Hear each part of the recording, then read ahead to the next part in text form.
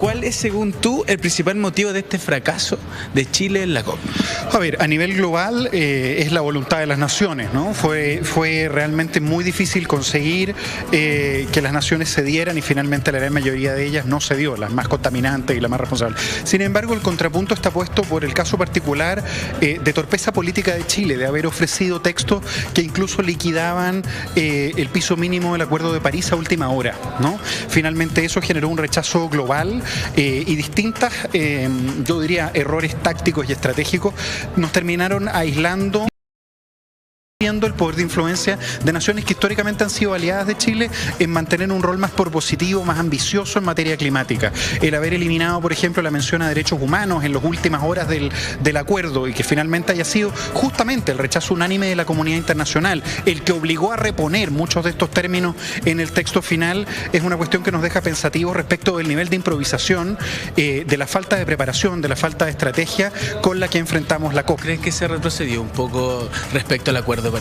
Sí, en términos prácticos, el Acuerdo de París quedó colgando de un hilo. Quedó muy afectado en materia sensible, justamente porque no logramos nuevamente un acuerdo sobre el mercado de bonos de carbono, el mercado de compra finalmente de créditos de carbono entre las naciones que hoy día tienen cómo mitigar y aquellas cuyas economías requieren seguir generando emisiones.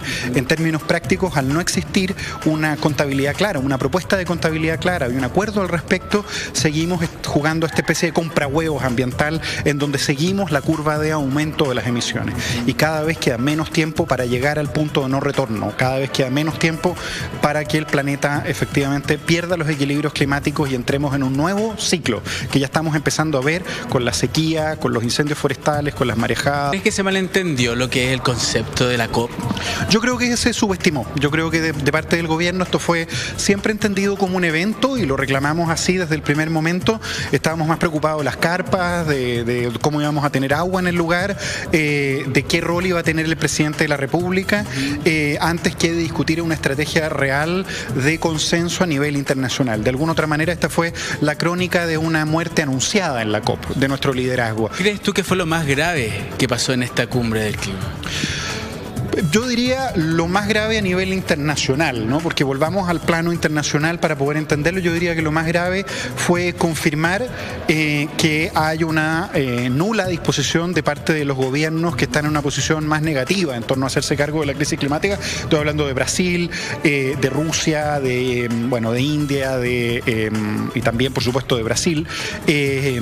La negativa que recibimos a nivel internacional, estoy hablando, Greenpeace es parte de esa negociación hace 25 años, la negativa a realmente hacerse cargo de manera efectiva de una transformación de los modelos económicos, de una transformación de los modos de vida. ¿Ya se puede responsabilizar a Chile por el hecho de que los países más contaminantes como Estados Unidos, China, Rusia no hayan participado de los acuerdos?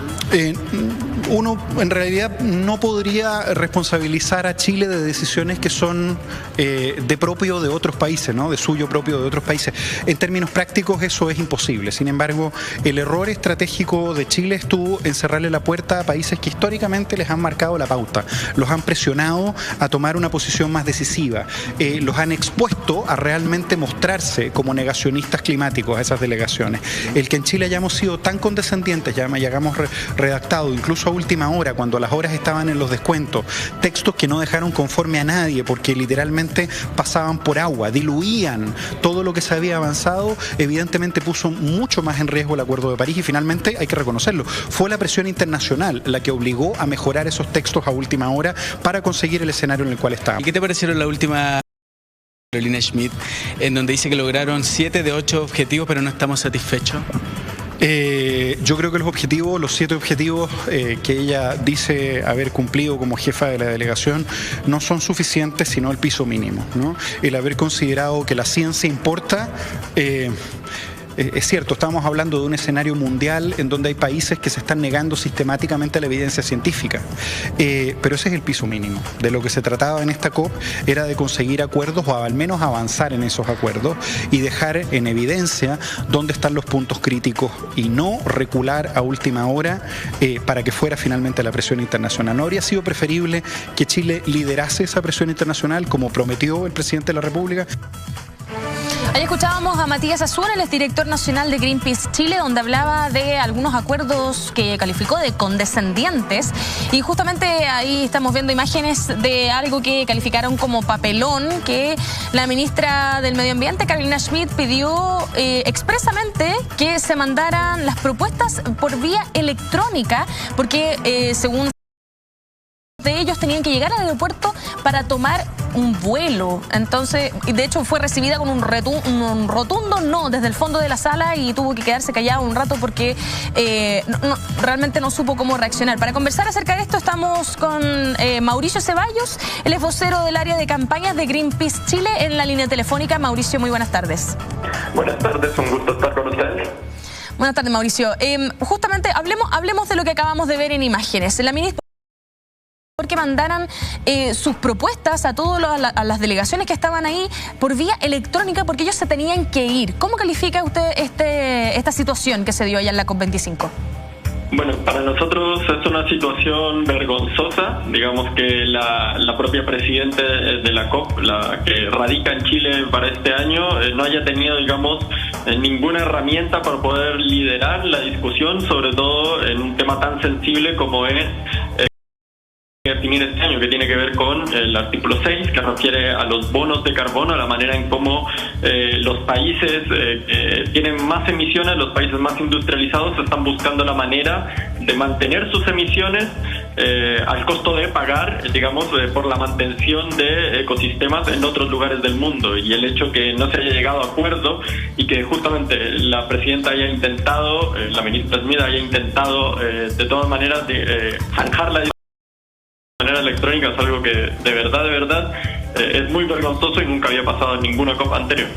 ¿Cree usted que faltó conocimiento técnico de parte de la presidenta de la delegación?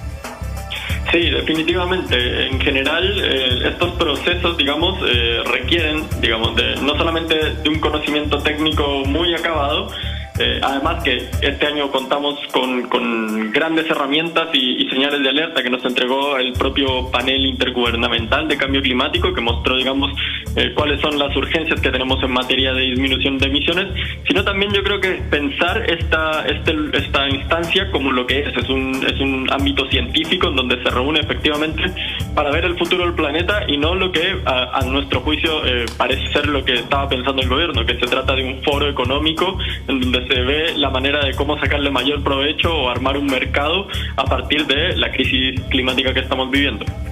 Mauricio, se habla de una falta de liderazgo chileno. Se dice de hecho también que la ministra del Medio Ambiente tuvo que pedirle ayuda a la ministra española para que lograran algún tipo de acuerdo. ¿Qué significa esto para nosotros? ¿Qué debería haber hecho Chile para no quedar como falto de liderazgo? Chile podría haber utilizado perfectamente el poder moral que le significa ser uno de los países más afectados por el cambio climático, haber podido mostrar, digamos, desde las consecuencias que está teniendo en un país con cada vez más desertificado, en donde estamos viviendo una escasez hídrica cada vez más grave, haber podido mostrar estas implicancias, haber dado el ejemplo también con cambiar nuestra matriz energética carbón, pero no quiso hacer nada de eso, simplemente quiso tratar de ser un buen comensal, un anfitrión amable y no pasar a llevar los intereses de empresas poderosas, digamos, dejando que el lobby de las grandes empresas de combustible y de carbón se haya, digamos, infiltrado dentro de la cumbre y haya generado estos desacuerdos que no se pudieron zanjar. Perdón, se habló de zonas de sacrificio, por ejemplo, que es un tema bastante grande y que tiene que ver con el medio ambiente acá en Chile. Sí, de hecho se dejó bastante de lado, digamos, para la importancia que tiene, digamos, para ser la realidad que está viviendo Chile. Y bueno, el hecho que se haya hecho allá en Madrid también, digamos, contribuyó a que esa realidad quedara un poco invisibilizada. ¿Qué es lo que viene ahora para Chile? ¿Vamos a volver a ser invitados, por ejemplo, a una COP26? O sea, definitivamente como firmantes del Acuerdo de París hay que estar en la COP26, pero bueno, creo que se ha dejado bastante en claro la falta de liderazgo del país, la falta de preocupación en materia medioambiental, este discurso que se había construido de ser un país interesado en la ambición climática ha quedado completamente desnudo ese discurso, por lo que bueno, probablemente tengamos un papel muy secundario y bueno, será muy recordada la actuación de Chile cuando tengamos todavía menos tiempo para seguir tocando los temas que necesitamos tratar cuanto antes para poder afrontar la crisis climática como corresponde.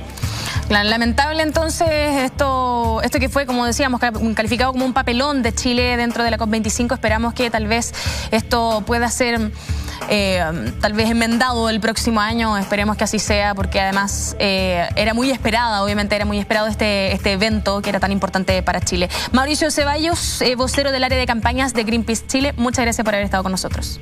No, muchas gracias por la invitación.